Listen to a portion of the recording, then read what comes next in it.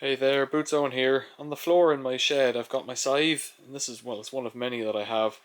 This was my original one that I got years and years ago and I've been using for a long time.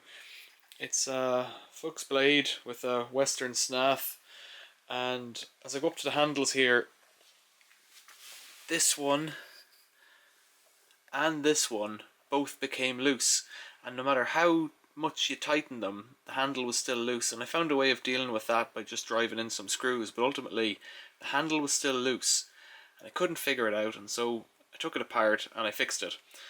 Since then I picked up another snath, another scythe snath combination at auction, and it has the same issue, and it's another Western blade, Western snath I should say, but it had an English blade rather than the Austrian one. You can see there it's a Western, and I don't know if this applies to other snath handles or grips or whatever you want to call them.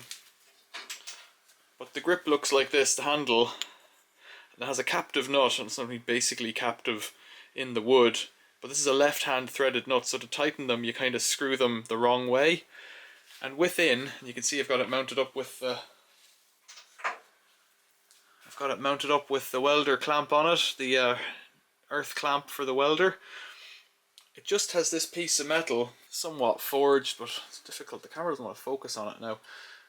It's a rod that goes around the back in a loop and then comes back, and it should be welded here.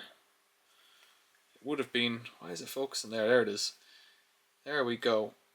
So it goes around the back of the handle, starts at the threaded end, goes around the back of the snath handle, confusing my terms here, and then comes back together and has a little weld here. That weld fails, and that's all it is. It's just that weld failing. So what I'm going to do is stick a drop of weld on that, and it doesn't take much. I'll use the welder. I got this Oxford welder at auction recently, and fired it up, and it doesn't make a sound. It's on now.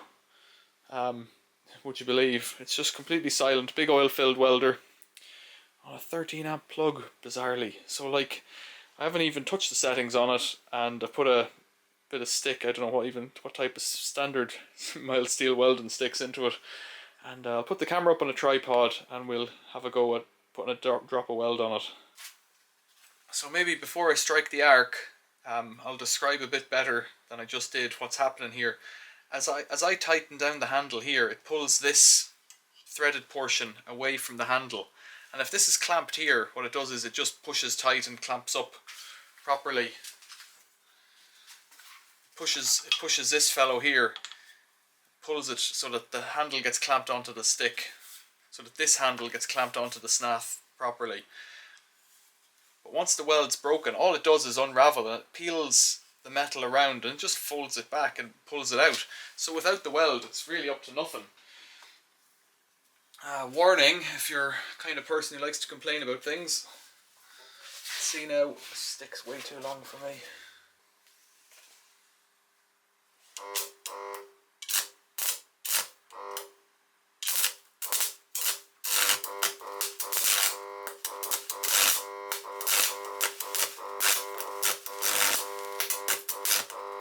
Something fishy about these rods. Got a blob on it anyways now.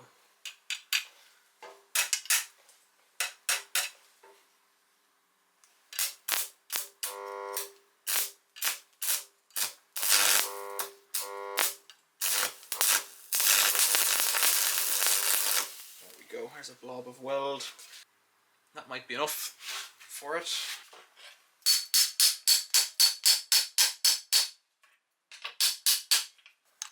So that is a pretty mean looking weld there, but it's done the job. Let's try the handle on it and see if we can get a tight grip on it then. The thread's a bit chewed off the end there too, which is not great.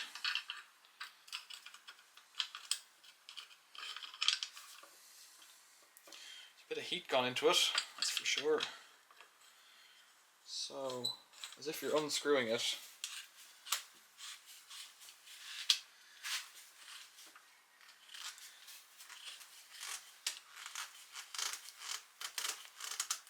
that feels about right, you know.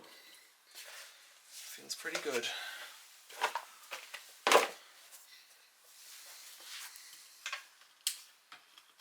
It's not there yet. What I'm going to do is leave it until it goes cold. It still feels a bit hot.